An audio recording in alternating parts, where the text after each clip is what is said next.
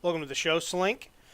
I'm going to be going over Week 7 weekend, and let's just get into it right away. Echo Fox 0-2, 100 Thieves 0-2, CLG 0-2. We got Optic at 1-1, CG 1-1, C9 1-1, Golden Guardians go 1-1, Team Liquid goes 2-0, and TSM goes 2-0. And there's already a giant bottleneck just everywhere past the top two really, and kind of even more so now that C9 went 1-1. But I mean, anybody can get in the playoffs at this point. And as we'll go over the standings right now and explain that, and then we can get into it. Yeah, actually, the weekend went pretty chalk if you think about it. Now, when you looked at the games coming into it, it might not have looked that way.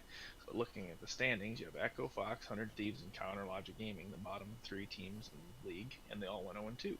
And then you have your middle of the pack, Clutch, Optic, Golden Guardians, FlyQuest, they all went 1-1. And then you have TL and TSM that went 2-0 with Cloud9 sandwiched right in between them in second place. So, according to the standings, the matches all Yeah. went exactly how they were supposed to. Yeah, Going into it, that's a good that's not how point. I thought it was going to go. I mean, the number one team beat the number two team, so that was C9's only loss. It was a really good game. Just kick it off with that game. It was obviously the game of the week. Number one and number two going at it with each other. I thought C9 looked fine in the game. TL just looked individually better. Their gameplay is a little different, I guess, in the sense that I don't. I'm assuming it's X Smithy who's the biggest part of their shot calling and their cohesiveness.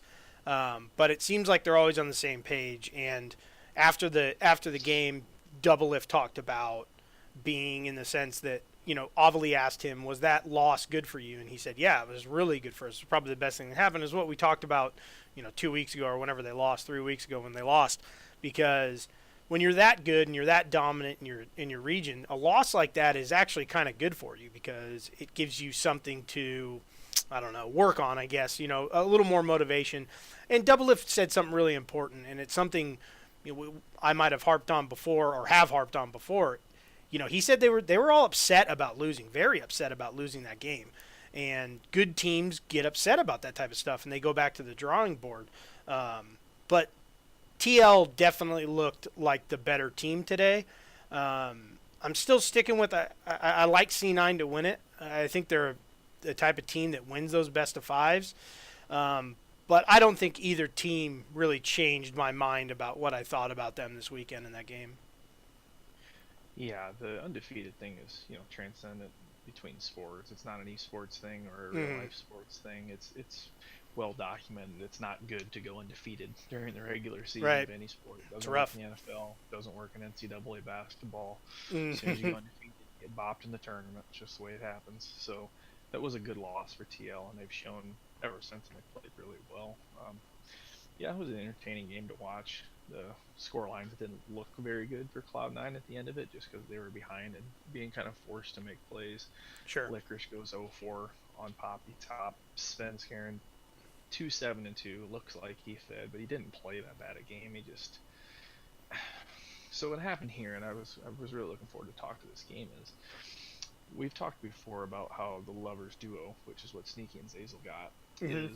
is still really good. And even though Rakan got some nerfs, right after his nerfs, a pro team, I don't remember which one, picked him and they won. And we were saying, see, that's why the meta is not that big a deal, and why if you're good on something or you're comfortable on something, you should play it. But there's a caveat to that.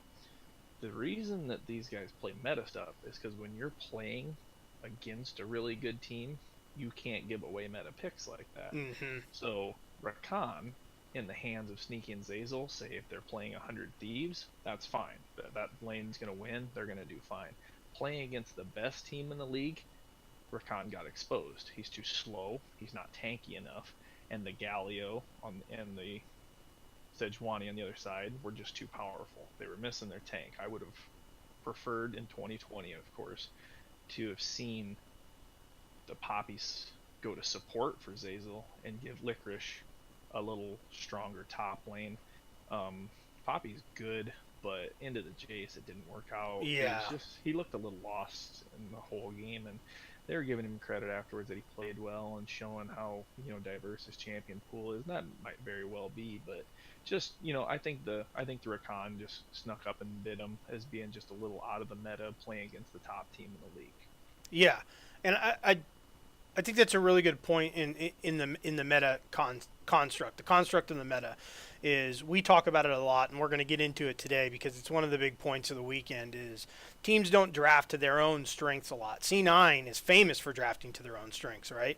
I mean, we've seen them do it at Worlds, we've seen them do it internationally, we've seen them do it domestically. They've always done that stuff. But yeah, there are outliers in those situations, like you just brought up with Rakan. Yeah, people joke around about, hey, if you run in there and ult as new Rakan, you're basically just inting because you're just dead. You die instantly. If someone gets on you, before Rakan was much faster, and those speed nerfs hurt him a lot. There's a lot of things he can't do now.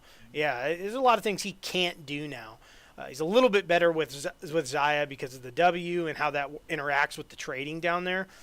But if you're going to give away power picks to the other squad, who's just as good as you, if not better, down there, then, like you said, you're going to run into some problems. But that leads into my Licorice thing because they did bring it up twice this weekend about his champion pool. Look at his champion pool. Look at his champion pool. That's one of the things. It's delusional because he doesn't historically have some crazy champion pool. He has some pocket picks that hardcore counter things, like when they did it with the Hecarim, top. But, when he had to dive into his champion pool to go against Whippo, and the counter, the lead up to the counter was Echo into Victor, I mean, it looked really, really bad. And we saw it again. Like, he did what he could up there, Poppy into Jace. But as of right now, I mean, I think Sumday's the best top laner in the league. And Impact's always Impact. A very solid player. He's got a very, very solid champion pool. I wouldn't say it's huge, but it's solid. And to put Licorice in that situation against a world-class top laner, a world champion top laner, I mean, you're basically setting him up for failure. And then later into the game, what's he going to do as a Poppy?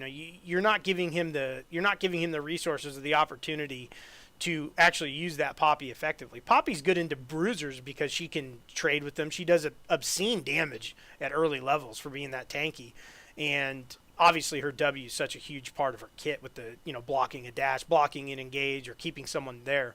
And then obviously her disengage tool. But if you get so far behind like he did, what are you going to do in those fights? You're just dead before you get a chance to do anything, a chance to use her entire kit. So, I mean, that was an odd situation, but it was also very C9, right? They're always trying to draft to their own strength, and I think that's why they historically do so well consistently every year, is they draft to their strengths. The meta is important to them, like you brought up. They're not going to let the other team get all these meta picks if they're really broken, like a Nico now, We're getting to see that stuff in solo queue, and we'll probably see it in pro play at some point if she's not 100% banned. But C9's always been really good at that stuff, and I think that's a huge point going into, like, talking about that is teams don't draft to their strengths, which is funny because probably the most consistent team in the history of the LCS and NA for sure has been C9, and that's exactly what they do. Yeah, they try and put their players on champions they're comfortable with regardless of where they're at in the meta, and then they're very good about banning away stuff that's going to hose them over. They'd let off with the Tom Kench ban, which we've been asking for forever. Can appreciate that ban. And they ban away Lucian and Ezreal because their plan going in was Sneaky was going to play Xayah. So they Right. knew it was going to go on there. Or maybe Kai'Sa. I guess I can't predict that. But I mean, I'm assuming they were comfortable with Sneaky playing either Kai'Sa or Xayah, considering their bans. So they were comfortable with it. It just come down to a little bit better team on the other side, and I think Doublelift and Core JJ are just a step above Sneaky and Zazel, and they were never probably going to win that. And Yeah. so that also speaks to the point of the Poppy pick. So picking Poppy into Jace is picking a losing lane, as we say. Poppy's always going to lose that lane. She's probably the stronger champ late game team fighting for objectives and whatnot, but she's going to lose that lane. Well, you're also losing bot lane because Sneaky and Zazel are going to lose lane to Doublelift and Core JJ probably 8 out of 10 games. Sneaky's the team fight monster. He's the late game AD carry. That's what he is. He's not good in lane. Doublelift even gave him a little Yeah, he always A does. little shot there at the end of the match interview. Hmm. Once so about Sneaky's laning, it's infamous. He's not Right. that great a laner. So that's 2 out of 3 lanes, and if you're expecting Niski to outlane Jensen by a far enough margin to make up for 2 other lanes, you're just asking Hmm. for trouble, and that's exactly what happened. Niski played fine, 4-2-1 on Syndra into Jensen.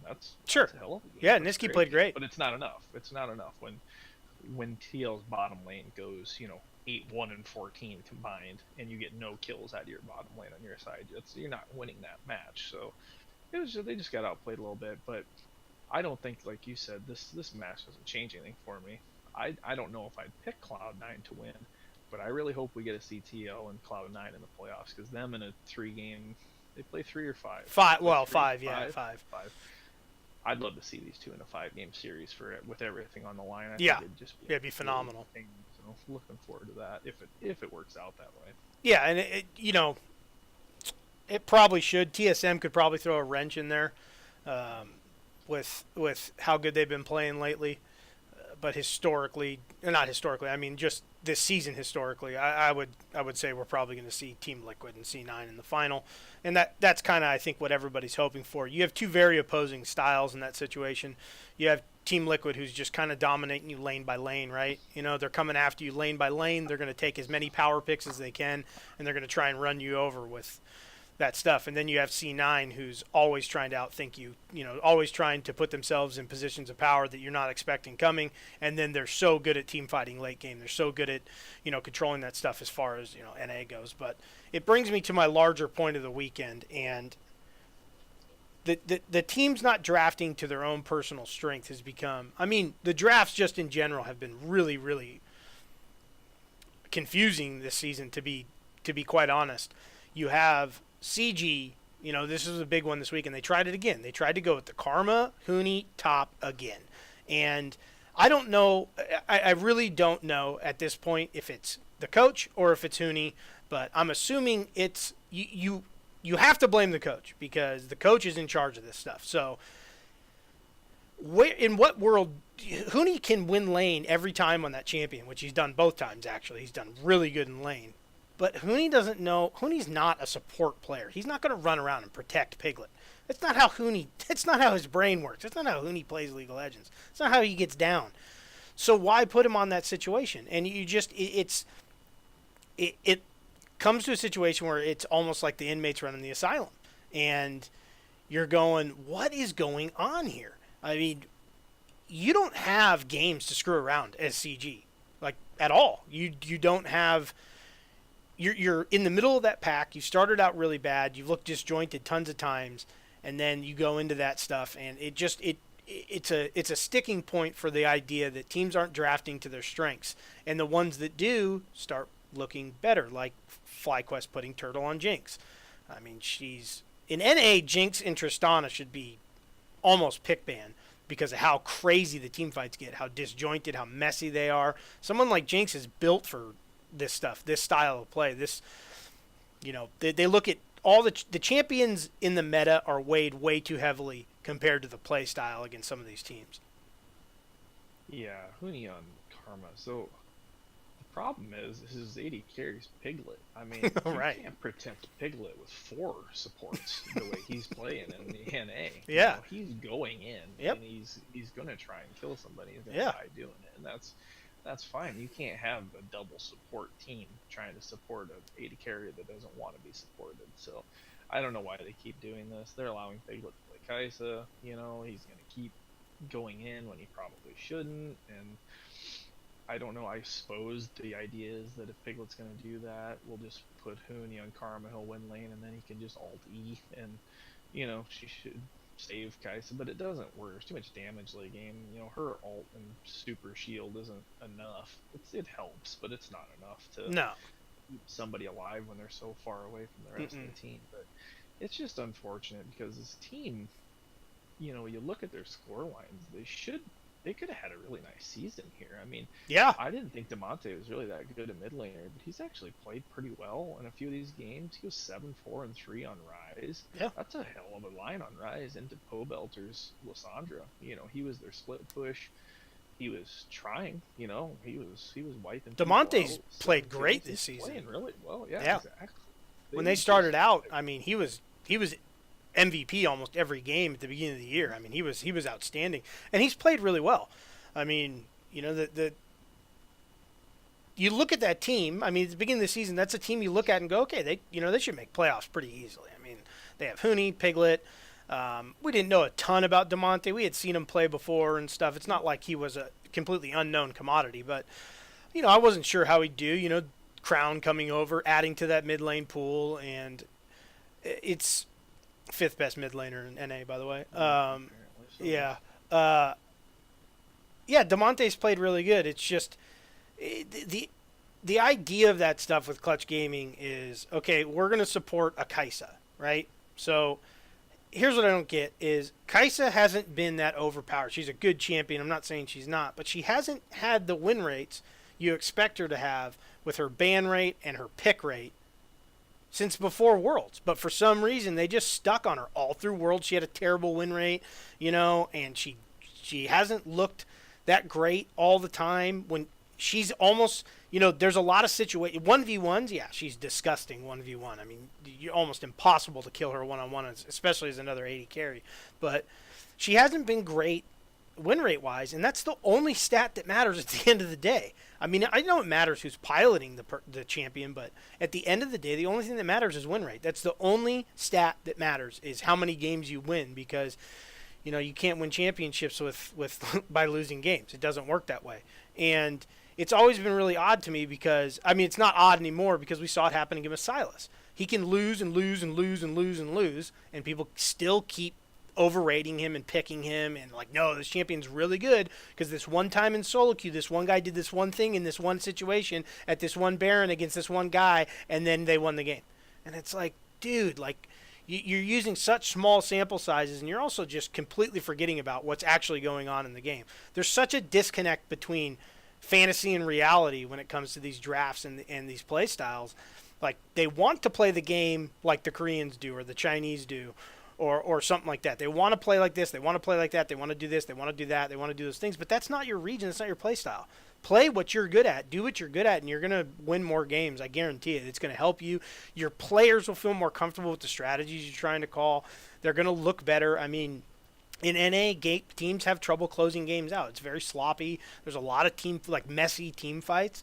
I mean, Jinx is just the queen of those things. She's so good at that stuff. So is Tristana. They're really great at those situations. CG puts Hooney top on Karma. Hooney top Karma, and you throw a Jinx in there, it's a little bit different situation. Piglet can't go aggressive. He has to be around the team, stuff like that. Force Piglet to play those things, because if you give him something that he can go in on, he's going to go in on it. Just like we saw Wild Turtle on Yasuo. What was the first thing he did when he got a chance to? He went ham. I mean, he just went ham right away. They're not playing and drafting and strategizing around their players. They're just looking at it like, this is the meta, we have to play this stuff. This is how you play the game. Well, it's clearly not how you play the game. Maybe start taking some notes from C9, teams like that. Not everybody can be like Team Liquid. You don't have the best talented team in the league. You have to do other things. You have to play to your strengths. And they just don't seem to understand that stuff. Yeah, it's the unnecessary risks that really make me question CG's leadership. I mean, if you want to pull out these weird pocket picks like this, do it against TL and C9, teams you're not going to beat. TSM, right? You're not beating them. Maybe they did sometime this year. I haven't checked all the stats, but on the average, you're not beating them. Use those games to test crap out that you think might work and see if it works for you. You can't drop games to FlyQuest. That's a team you can beat. You have to play your best game against them. You can't pick random crap against FlyQuest and just shrug your shoulders if you lose on the top. It's just, that's not how competitive gaming works. That's not how competition works in any sport. You have to win the winnable games. You say it in basketball all the time. Win the games you can win the games you're supposed to win, and then take a few off of the teams you're not supposed to, and you'll have a good season. If you can lose to all the teams you're supposed to lose to, but as long as you beat everyone you're supposed to and split, the 50-50 games, you're going to be okay. You're going to do well in your tournament. You might make the big tournament at the end of the year, and they have to look at this the same way. this is a coin flip game with FlyQuest. They're not having a great season by any means. You got to win these games, and if you do lose, it's got to be on some, maybe a missed Baron Smite or some crazy outplay. You can't lose Right. to pick ban screen, because that's where they lost this game, and that's unfortunate because they could be winning more games. Both of those Karma games that they played could have been wins. They just played actual team comps with an actual chance to win. Hmm.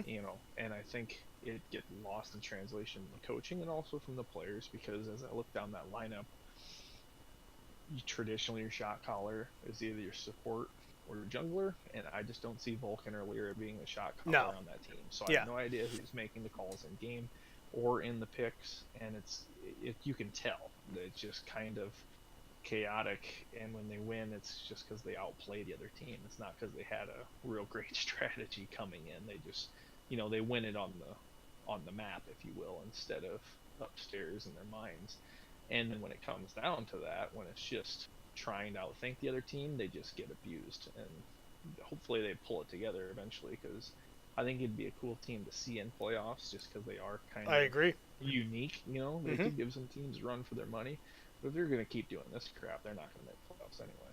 Yeah. Yeah. They're not. I mean, who knows who's going to make playoffs in Yeah. NA? I mean, it's chaos, but it brings it to that.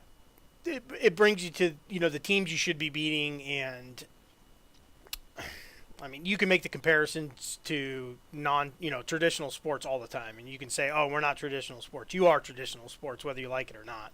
I mean, it's competition is competition. It's how it works, and you bring up a great point with you got to win the games you're supposed to win, and win some of the games you're not, that are coin flips, and it's funny. That's what everyone says in solo queue too, right? 40% of your games you have no control over. 40% of your games you're going to win. 40% of your games you're going to lose, and then it's that 20% there that you actually have direct control over, whether you want to change it to 10% and 45 and 45, whatever you want to do, but it's the same idea, and that's how you climb up, that's how you stay relevant, unless you're a Team Liquid or Griffin or G2 or something like that, and you're just hard stomping people because you're just so much better than they are.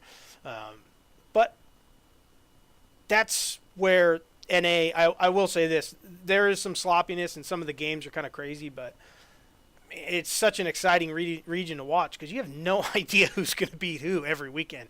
And sometimes you're just, there's so many throws. I mean, nothing as bad as Misfits Baron call this weekend, but there's a lot of crazy games, and they're really exciting to watch. They're messy.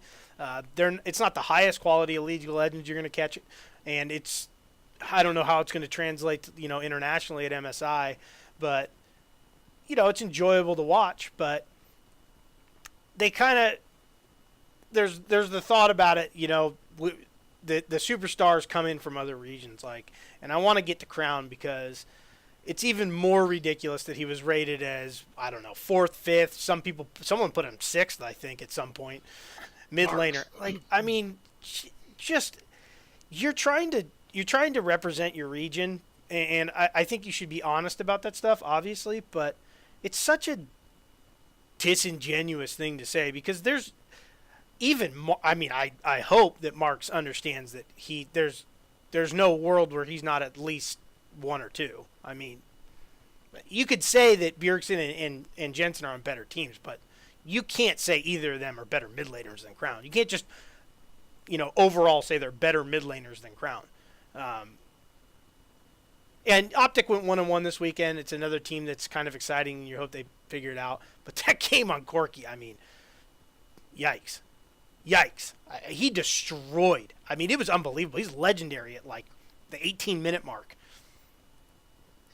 Yeah, that was fun to see. As you know, he's probably my favorite player to watch. I think he is. Just I love watching him play. I've learned how to play Victor because of him. I've been playing Corki this season, hoping that he would play Corki, and then here he is, and he, 9-0-0. I mean, I don't know what It's more a you can stomp. ask for. Just an absolute slaughter Yeah. into an Orianna, and really, she only died twice. He was just Sure. feeding off of Apollo, just crushing. Yeah, it. he ate Apollo's lunch a couple times. Yeah, it just, the rating thing was dumb. It was just a list that they do. Sure. And he shouldn't have done it that way.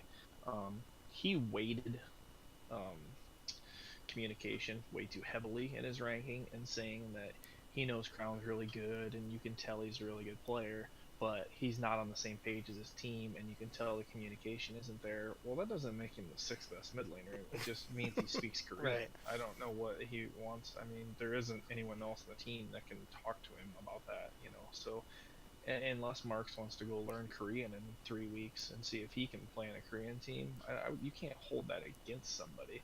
Like, he is one of the 2 or 3 best mid laners in this league. He probably is number 1 on a good team. And then, you know, he's not number 1 because he's not playing on TL or TSM or C9 or whatever, but Yeah. he would be if he was. Thank God he isn't, or else this league wouldn't be any fun to watch, because that would just be a wash. If you think what Bjergsen and Jensen do on their teams is impressive, I'd love to see Crown on a team like that where you can't focus on him. He'd just be going apeshit. And we did. Fights. We did see Crown on a team like that, and he won a world championship. So, yeah. I mean, He beat Faker. yeah, won a world championship, stomp Faker. I mean, yeah.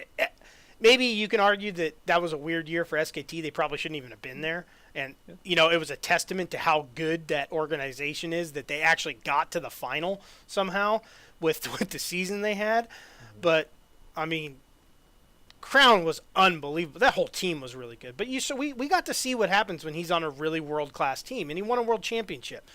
You know, so, yeah. And you can argue that Jensen and Bjergsen and Caps and, you know, Perks before he went to AD Carry, those mid laners never got to be on a world-class team, right?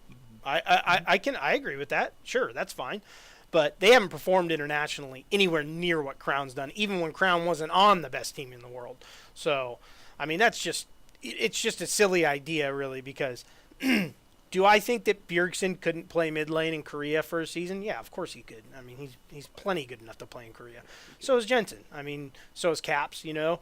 And we just don't see that stuff because they don't need to bring those people in. And, you know, I don't know their rules and regulations about that stuff, but whatever. They don't need to bring them in, however you want to look at it. But, yeah, if NA wants to get good at that stuff, then, you know, they need to do better with their homegrown talent too, though. I mean, you know, Bjergsen and Jensen aren't homegrown talent either, but I mean that goes into their scouting grounds and how stupid it is, and not letting people go because they're mean online instead of how good they are. And I mean, could you imagine, you know, like, you know, could you imagine, you know, you're only allowed to draft guys from the teams that go to the Final Four for the NBA. You know, that's effectively how some of this stuff works. And, or, you know, hey, you know, if you weren't in the BCS, then you can't be drafted. You have to go through, you know, some other route to get to your team. You're a free agent or something like that. I mean, it's insane. It's not how you grow talent. That's not how you build a region. That's not how you get people in there. I mean, we can debate the idea of, you know, not letting people get signed or go to scouting grounds because they're toxic, as they want to call it, all we want. I mean, that's dumb. Again, you know, I mean, Michael Jordan would have never been able to play in the NBA if that's how that worked too. But I mean, they're never going to grow the region like that. You're going to have to keep bringing players in. So when you do bring those players in, you need to do a better job of, you know, building organizations and teams around it. But that goes back to what we've talked about a ton of times, and that's, you know, analytics and coaching in the North American region just in general just have been behind. They're just lagging behind. They don't seem to understand their strengths and their weaknesses. They just kind of go by what's good in the meta, like, oh, stats-wise, this is supposed to be the best, so this is all we're going to play. This is what we're going to look at. We're not going to ban this stuff, and that'll bring me to CG's other win their other game this weekend, which is a hard stomp. You know, you get to see them come out, but CG's got 5 wins. 5. They have 5 wins. 3 of them have been with Aurelia AD carry. Piglet on Aurelia. Not banned. I mean, they've proven they have a tough time winning when they don't have Piglet on Aurelia AD carry, and that's not your first ban. You ban Nico, which none of them have ever played. I know it's supposed to be really good right now, and I'm sure it is. But I don't know what to say. At that point, they had 4 wins, so 50% of their wins were with Aurelia AD carry. Just ban it. I don't understand that. That just seems so illogical to me and completely delusional to not see that. How do you not ban Aurelia if it's 50% of their win rate?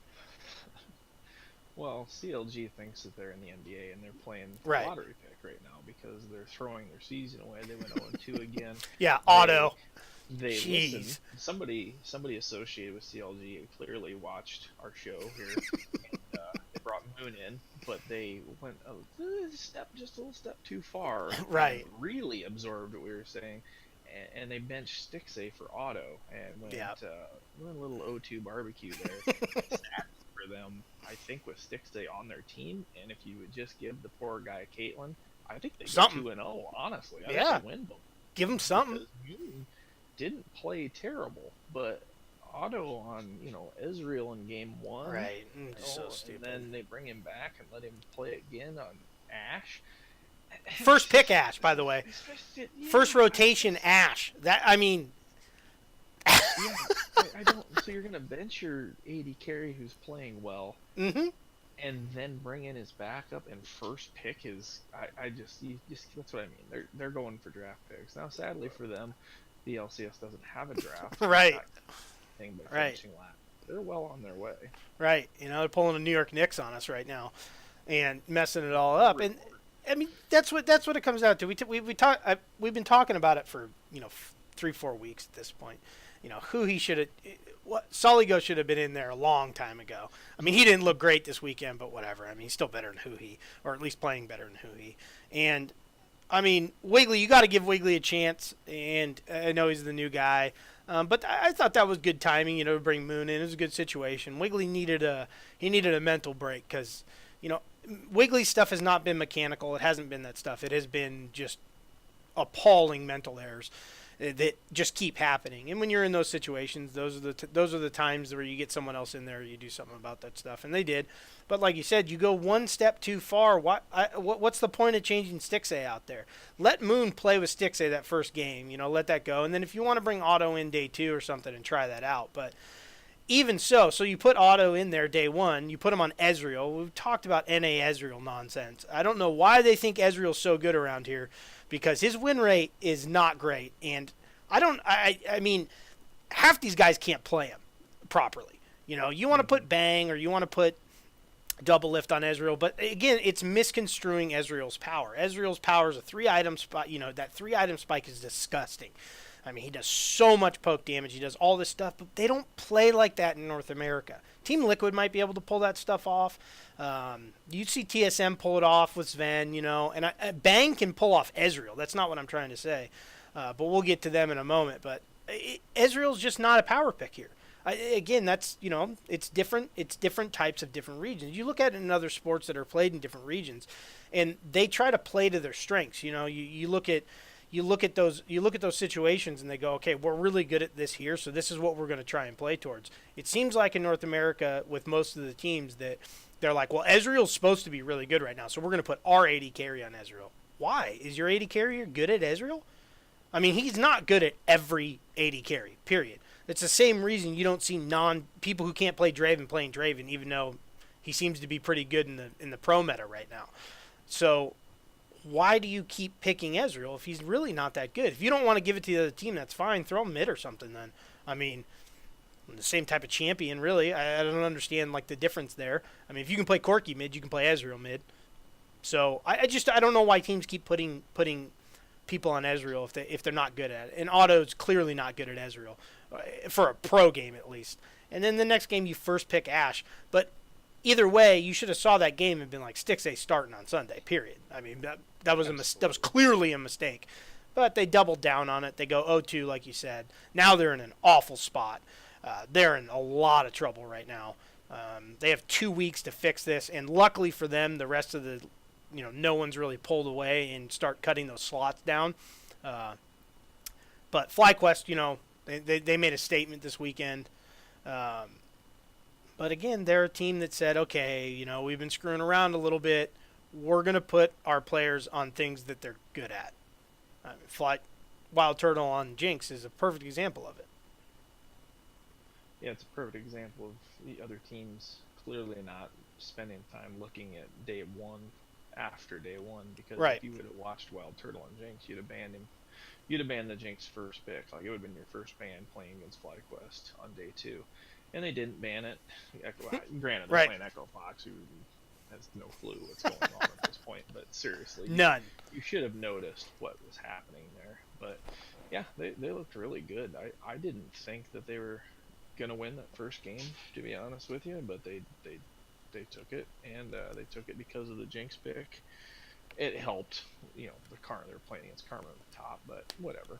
I I think if Huni doesn't go on Karma top, that outcome's a little different, but that's just the way it goes. So they get their Yeah, it's their definitely free win different. against Clutch Gaming, and then they get their free win against Echo Fox. But it goes back to my earlier point. FlyQuest played two teams that they need to beat. Two teams Yep. you're supposed to beat, and they didn't dick around with it. They No. picked good champs. They put people on who they wanted to. I still want to point out in the second game, even though it worked and it looked really good in the long run, the Kindred jungle pick for Santorin was just terrible because, as they pointed out before the game, but Kindred's whole power is her ability to put down land, just fight, and stay in it. They last picked her with an Alistair and a Tristana already picked on the other team. Yeah. Two people who can remove Kindred Mhm. from that ult. Like, Yeah. that was so dumb. Like, Yeah, it worked for him, but it shouldn't worked have. out great. It shouldn't have. I mean, you would never pick Kindred into a Tristana No. Alistair team ever. That is just so silly. But No. it worked out, and Santorin looked really good. He looked really, really good on the Kindred. Viper looked good on Jax. He's becoming kind of a handful up there in the top lane. Yeah. Because, he's fun to watch because you don't ever see him just cast him aside, and put him on some crap. Like, he's either getting Riven or Jax, or even Vlad, but he's getting something aggressive that is making the other team have to Yeah. deal with him. It's been kind of fun to watch because I didn't see that coming in, but there you go. There's a solo queue guy who's a one trick who's really, really good, and they're not trying to make him something. Exactly. They're letting him play teleport. They're giving him these champions with Conqueror and just saying, go do your thing. And I tell you what, I don't know if anybody in the league is using whatever that spear or whatever the hell it Shojin. is, Shojin spear as well as Victor's. No. I'd like to know how many games he hasn't bought it. I mean, just the Vlad game, I think, and he Yeah. would have, if it works, would have done that. yeah, if it counted, he would have done it. He'd have got it in there somehow. But no, I mean, I think that's a great point with Viper. I really do, and I think it's a great point with FlyQuest in total. Right? They started out really good, then they went on this little bit of a losing streak, right? And it's easy to look at that losing streak and be like, man, you lost 4 in a row, but they lost them to Team Liquid, C9, and TSM. Okay, those are teams I expect them to lose to. Maybe not TSM earlier in the season, but I mean, it's not like they played awful in all those games either. It's whatever. But FlyQuest is that type of team. They're like our Vitality. They're not as good as Vitality, but they're very similar to that. They're just kind of like, hey, we're going to do what we do well, and if it works, it works. If it doesn't, it doesn't. But we're not going to change for anybody, and we're just going to come after you with that stuff. And the Viper thing is a great point. They found someone. FlyQuest knows what Viper's strengths are, and they just put them on it. If it works, it works. If it doesn't, it doesn't. They finally switched back with Turtle because Turtle's kind of playing some things where it's like, that's not really Turtle's strength. Jinx is 100% Turtle strength. Tristana, shit like that, stuff that he can really get after it with, is great for him. And they have a solid team. They have a really solid team, of some veteran guys mixed with Viper, and but it's a team. I agree with you. They're very fun to watch. Very fun to watch Viper, and it brings me to the point where you see FlyQuest, who is playing through their strengths, or at least trying to right now. They looked really good this weekend. They go 2-0. They solidified themselves of going to the playoffs, I think, at this point, unless something crazy happens. But then you look at 100 Thieves this weekend, who goes through should be at the same process, but this becomes, FlyQuest, you look at and go, that's a great coaching organizational decision. The coaches, the organization should get the credit for that. Like, hey, we're going to play through our strengths, right? And we're going to keep doing it. They didn't change they went 0-4, but they didn't change their style. They didn't panic. They just said, look, we lost to some really good teams, but we're going to beat the teams we're supposed to beat. And then 100 Thieves makes 0 adjustments and just looks whatever. I mean, I don't even know what to say about them at this point because Like I said before, I've said it twice now, and I'm going to say it again. If they didn't have Someday on their team, they'd be 0 for right now. They wouldn't have a single win. Um, Bangs looked awful, and I think I think it's fair to bring up the conversation that's happened. I'm not the first person to think of it. In fact, I wasn't the first person to come up with this idea. I've seen it before. I've heard it before. How important was Wolf and SKT in general to Bang?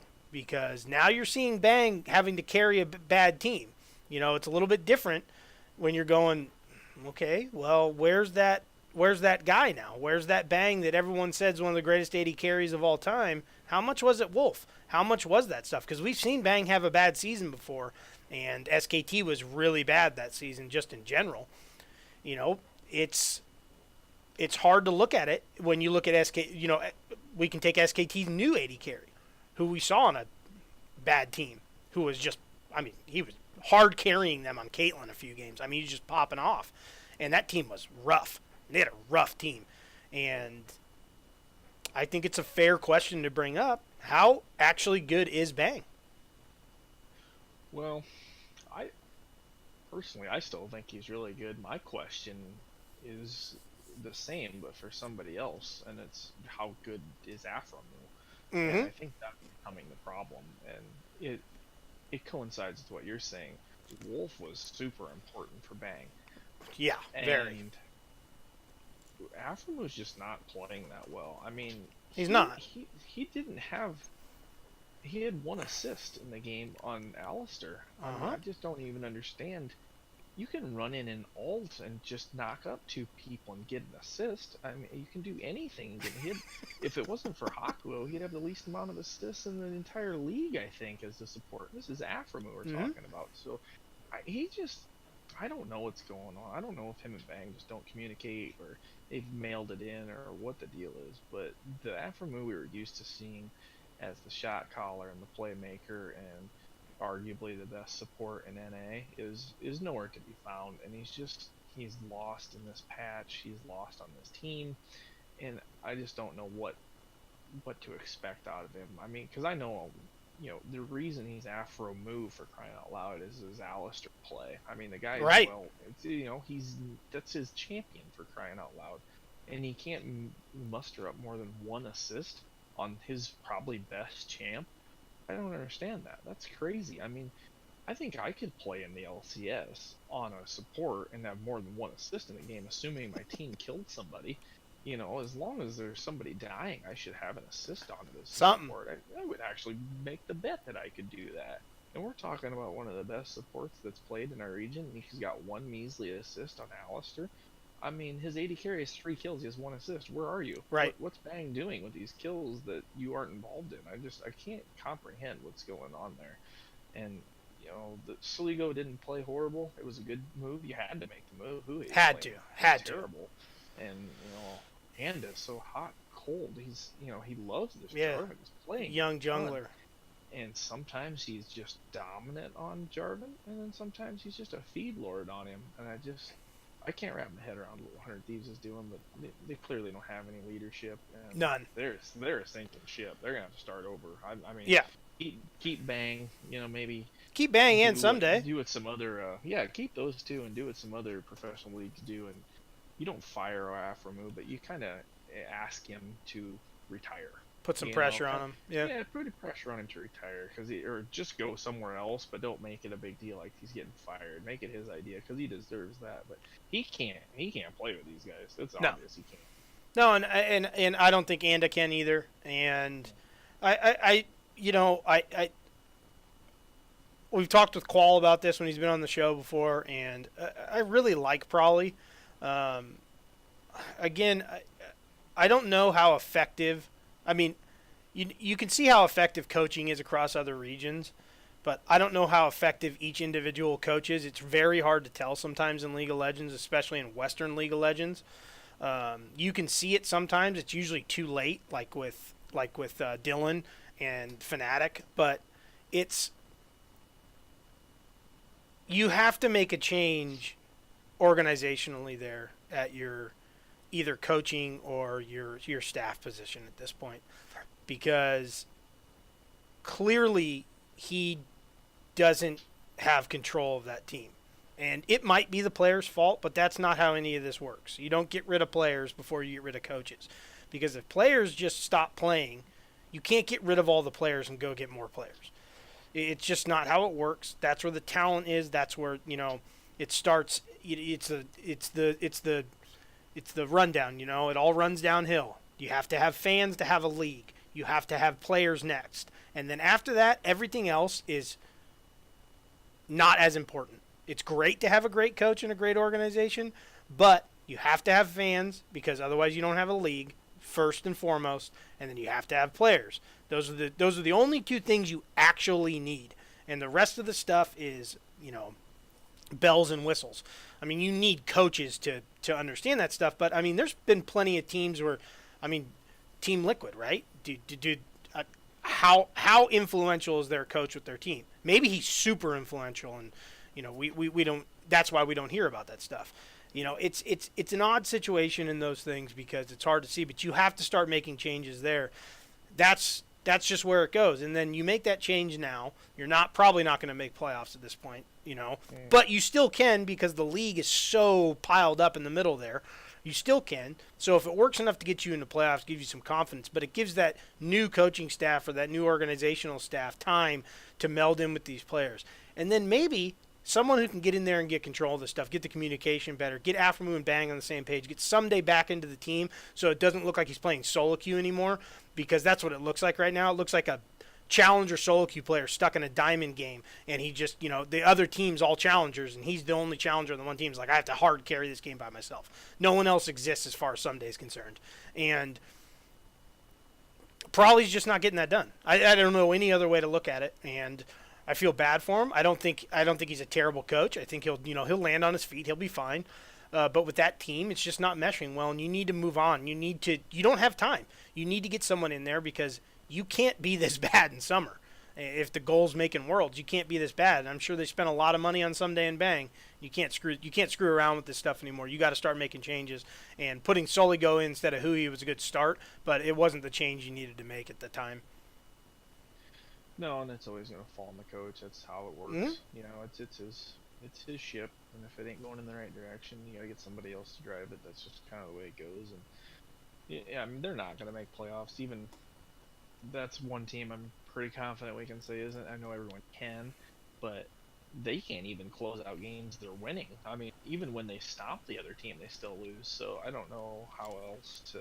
I don't see a path for them to win enough games to make playoffs, because even when everything does go right, they still lose the game, and that's a really bad trend when you have as good of players as they have, but there's just nobody making calls to end games correctly, to objective correctly, to back correctly, to push correctly. You win to TP, all that stuff, especially now because you can't cancel TPs. You can't guys just throwing it out there right just as a fake. If you're going to TP, you got to commit to it, and you got to have somebody telling you to do that, and no one's telling them to do that. It's just a disaster, and it's unfortunate because there's a lot of talent there, but they might ride it out this season with what they have, and then make some changes. They probably got to look at a domestic mid laner that can do some different things. Maybe it is Soligo going forward. We'll see some more games out of him. Sure. I doubt they'll bring Hui back. Maybe they need a different jungler. Not saying someone's better than Anda. I don't know much about him personally, but just something. It's becoming a big league. There's a lot of players. There's a lot of teams. It's changing huge. Out guys, and if a team like Echo Fox is going to stick with Panda, there's no reason 100 Thieves can't pick up Rush and do something with that, or somebody. Maybe he's in there. I don't know how it works. I just know that they've got to make some changes there in the middle to take some pressure off Bang. And if you got to get Bang a different sport, get him a different sport. He's your organization. Agreed. He's the draw. He's the big player. Mm-hmm. Or if they're not going to do that, at least make those two prove they can play together. Because right now they can't play together. No, they absolutely. You gotta stop playing Ezreal too. Gel. Yeah. Oh yeah, absolutely. You Gotta stop playing Ezreal. You don't Ezreal. have the team to protect Ezreal. No, you need to get him on some other power picks, some rangy picks. I know Caitlyn's not a hot commodity in the league right now, but it might be something good for him where he can go down there and really, really pressure lane. be really aggressive in lane. Him and Aframu maybe get a little pop off going or something against one of the poorer teams. You know what I mean? Like an Echo Fox or something like that. Someone they can really go after down there, and you just kind of tell them like, hey, you know, you either come out of lane 4-0 or don't come out of lane. Like I don't want to hear it. Jungler's barely going to be down there. We're going to go get someday ahead. I don't care if you guys are 0-4, but do something down there. Get after it. Something. It's just at the end of, like I said, at the end of the day, I feel like Prawley's in over his head. Like he you know, he's looking at historically like this is what Bang wants to play. This is what he's looked good on. He's looked good on that stuff on really, really good teams. Bang did not look good when that team was bad. That's all I'm saying. I'm not saying that Bang isn't one of the best 80 carries of all time. What I am saying is he might be a win more 80 carry. We just never seen him in a different region. We've only seen him in a win more region. We've only seen him in Korea on a team that's very, very good. And he had arguably one of the best supports of all time, and in my opinion, the greatest jungler of all time. I mean, you know, the season when Bengi was starting to retire and, you know, not really playing all the time and stuff, Bang didn't look great. It's as simple as that. I don't know what else to say. You know, and you know, at that time, Bengi had some bad games too, but Bengi was that guy that whenever he'd come in game 2 or game 3 of a series, it's just like, oh, everything flips over. You know, it's the same argument you can make with any player. Bengi was the glue to that success there at the time. And again, I'm not saying Bang's terrible. He might be a win more 80 carry, and we're starting to see that right now. If you can keep him even or slightly ahead, he's going to dump truck the people he's playing against. He's historically a good laner, but he's also only laned with Wolf, really. And outside of Wolf, he hasn't looked historically great. So, I mean, the numbers are starting to stack up against the argument of that stuff that he needs someone like that. And maybe Aframu isn't that support. Maybe you're right. Maybe he's just not the same mentality. You know, we all watched the thing about 100 Thieves, and him and Aframu talking did not look like they were on the same page. And again, that's a stretch. I don't actually know what's going on in that conversation, so I'm not going to try and pretend that I do. But, you know, it's just what we can see, and by what we can see, I think it's time to change that staff out, see what happens, maybe get a new coach in there. I think Kelsey Moser is their academy coach. Maybe give her a shot at it. She's been around the league a long time. She's had some pretty good success. You know, maybe give her a chance of running that team for a little bit and see what happens. Just anything to change the mentality, change the feel of that organization, because it can't feel good to be associated with 100 Thieves right now. So, but it's got to feel even a little bit worse to be associated with Echo Fox right now, because that team is playing really bad. Really bad. And clearly Rush wasn't the problem. I'm not saying Rush was playing great, but he clearly wasn't the problem. Pandas looked bad. And Solo is... I mean, I hear a lot of people say, get Solo a better team. He's a really good player. And I want to believe them.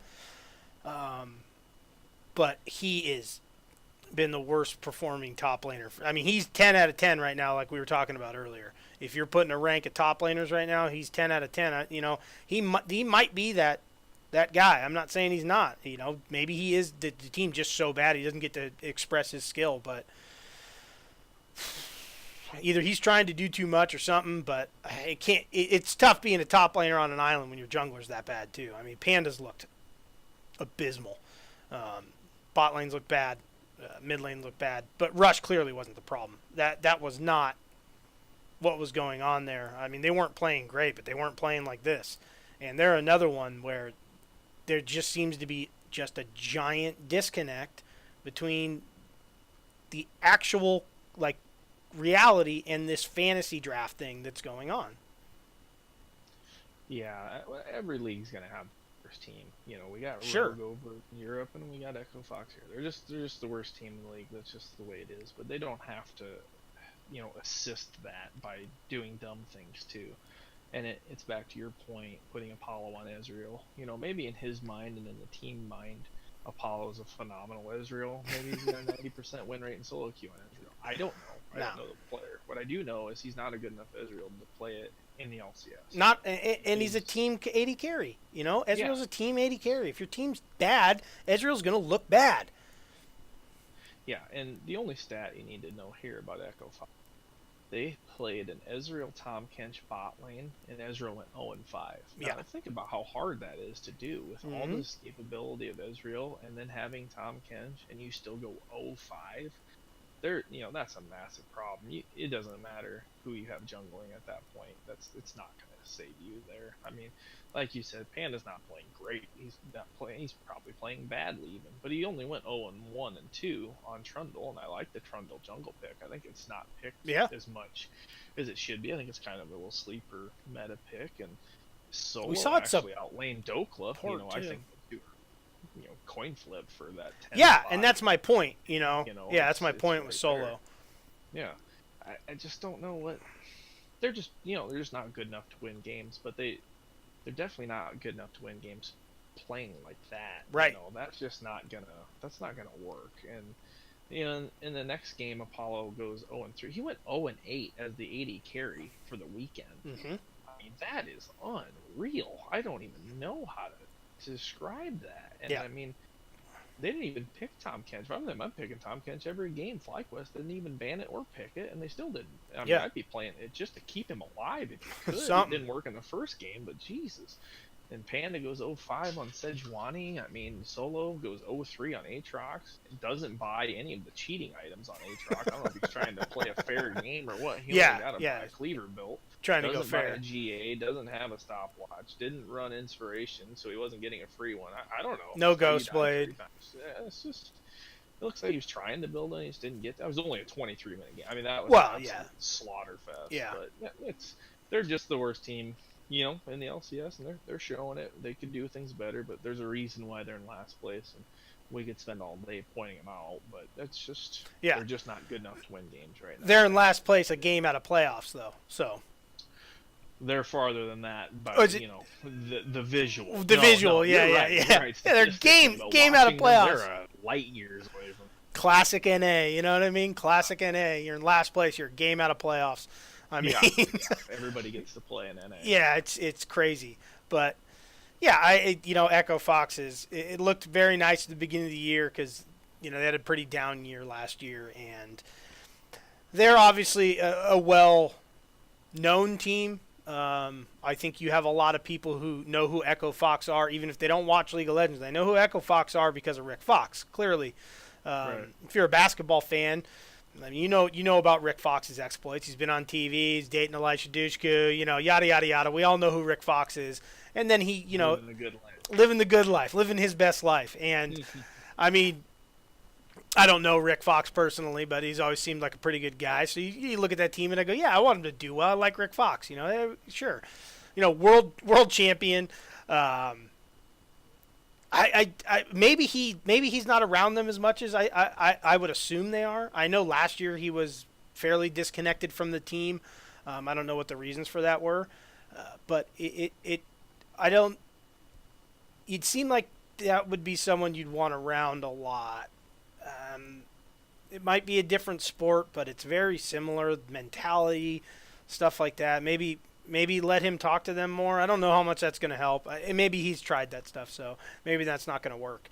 But I definitely think some of these teams need to start getting some of these teams have a lot of resources by who they're owned by, who they're sponsored by, to bring these people in because they know what they're doing. It works in other situations. It works in other environments. It's going to work in your environment. It's not that different. The same rules apply to a lot of this stuff. And I think that's something, down the road, maybe these teams do a little bit better job of getting some, local talent in there. But they'd have to press Riot a little bit harder, I think, on making solo queue a little bit better. Give those guys a better environment to show off in, or expand the scouting ground. Because as of right now, scouting grounds is a joke.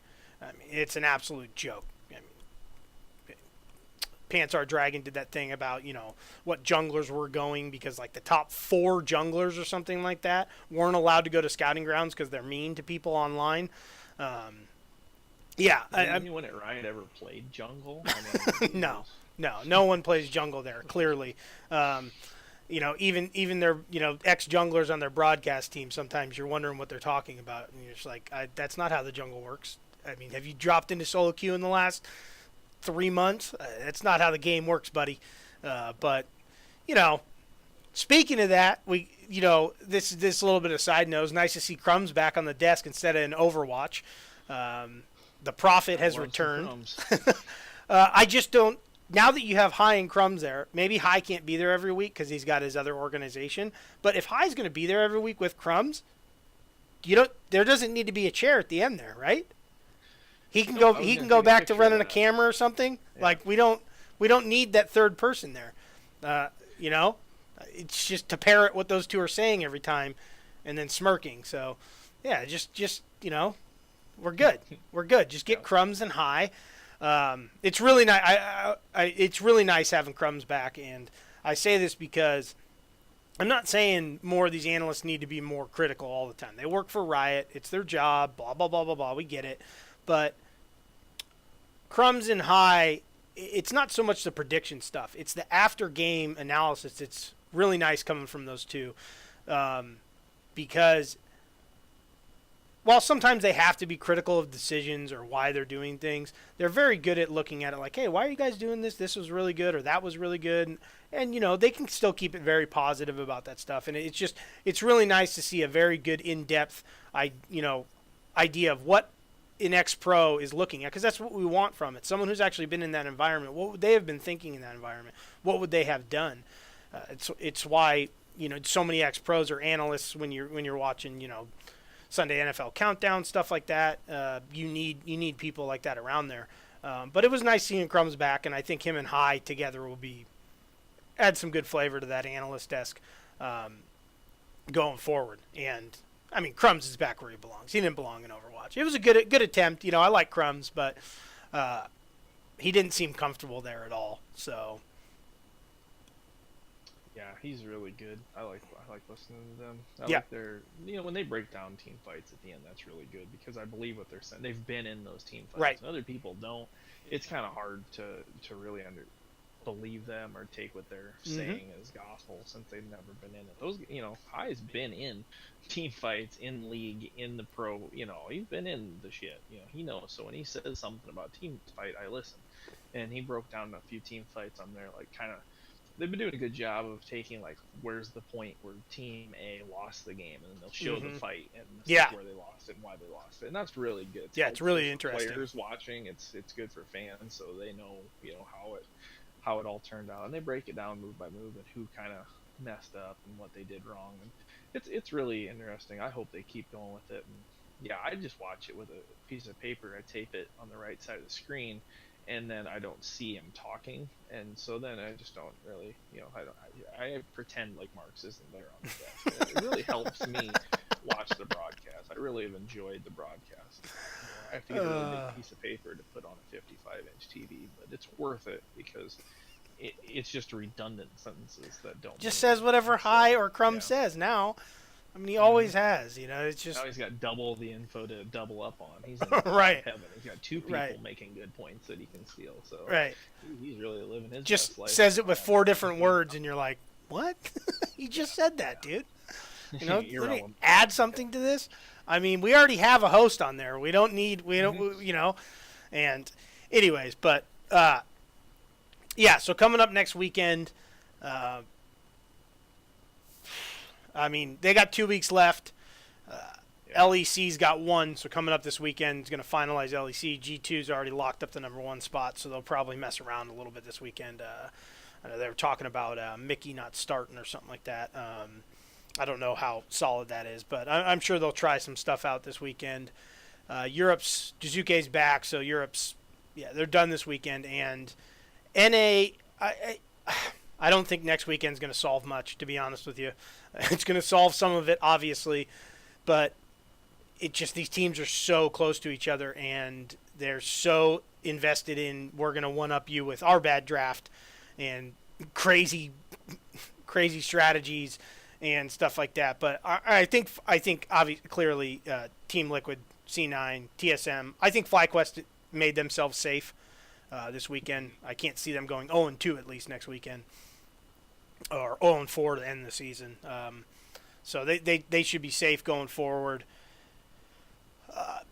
Next weekend, I mean, every weekend's big for 100 Thieves, Clutch Gaming, Echo Fox, obviously Optic, stuff like that. But I think Optic really showed this weekend that they're starting to get it, like we've been talking about. They're starting to gel together.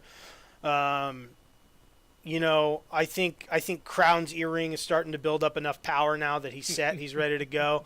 His little homage to Barry Bonds, and I thought Optic looked really good this weekend, and we've talked about it before. I like that team. They're fun. I want to see them in the playoffs. I want to see them in a 5-game series. And not much has changed about who I think is going to make the playoffs, to be honest with you. Golden Guardians, I don't think we even talked about them enough this week. They looked really good in their one game. We talked about the teams not drafting their personal strength. Golden Guardians likes to do that with Haunter a little bit, putting them on those mages. Like we said, Vlad might be a power pick, but it's not a power pick for Haunter. So that was just a weird one. It was an odd situation there. But that team looks good. Froggen looks like in-form Froggen right now, and a big fan of their bot lane. Big fan of Deathly. So, yeah, it's starting to become a little more clear, but it's so muddled with their things, like we said, that Echo Fox is still a game. I mean, they're a game out of the playoffs, so anything could happen next weekend. And do you have the schedule up in front of you right there? Yeah, I'll run down it a little bit here, not too drug out with it, but really the important teams here, Optic and Clutch are right on the cutoff line, and they both have a winnable game, and they both have a game they're probably not going to. So that's where your movement's going to end up being. Optic starts off with CLG, and they got to win that. They have to win that game. You have to beat the teams below you, because in day 2 Optic plays C9, and they're probably not going to win that. And conversely, Clutch Gaming starts the week with TL. They're not winning that game, but then they play Golden Guardians in week 2. So both of those teams need to go 1-1, because if either one of them drops the game they're supposed to win, they're in a world of hurt. CLG in the same sense. I said that they looked really bad. I would imagine to see Stixay back this weekend. They need, and on the flip side, they have to beat Optic, and then they play TSM the next game. They're not going to beat TSM. They have to have the Optic game. So, from looking at the schedule, the CLG Optic game is the biggest game. It really is, because unless 100 Thieves pulls a different team out of their ass, they're not beating FlyQuest, so that doesn't matter. And, now and then the top 3 don't look like they're going to lose, so I'm writing off Golden Guardians, Clutch, and Echo Fox's losses on day 1, because they play TLC9 and TSM. And then in week 2, the top teams are done playing each other, which is the problem for the bottom of the league. So now every day, somebody at the bottom that really needs a win has to play either C9 or TL, and that's day 2. FlyQuest and Optic draw TL and C9, so that's probably losses for them. And like I just said, CLG draws TSM, so they're in a lot of trouble there. So you gotta win those games. You gotta win them flip games, because now it's as muddled as the league is. The top 3 probably aren't losing to anybody else the rest of the year. I think TSM's got it figured out.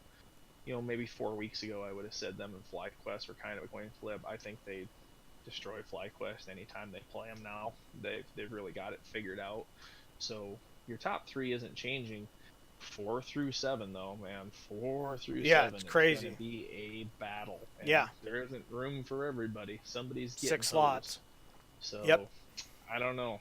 I don't think 100 Thieves and Echo Fox probably win a game the rest of the season, because the next week it is looking a little far ahead, but Echo Fox plays TL again, and then they play, they got CLG, so maybe 100 Thieves plays CLG, and then they got Optic. So I mean, I don't know, they might win one, but for the most part, I see those 2 teams probably finishing 4-14. It looks like, probably both of them.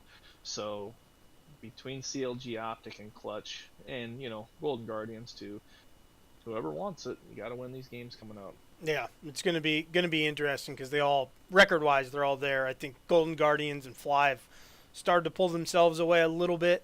But I mean, CG is such a coin flip every time they play a game. Who knows what drafts come into that thing? Who knows what strategies, what they're doing? There's no control of that situation there, so that's just chaos. They either win a solo queue game or they lose a solo queue game, is what it looks like. So, But yeah, it's going to be an interesting run-in. The Academy League is even like it's like a six-way tie for like second place or something right now. It's crazy. North America's League of Legends records are just the playoff run is just nuts. But thanks for joining me, and we'll catch you guys next week.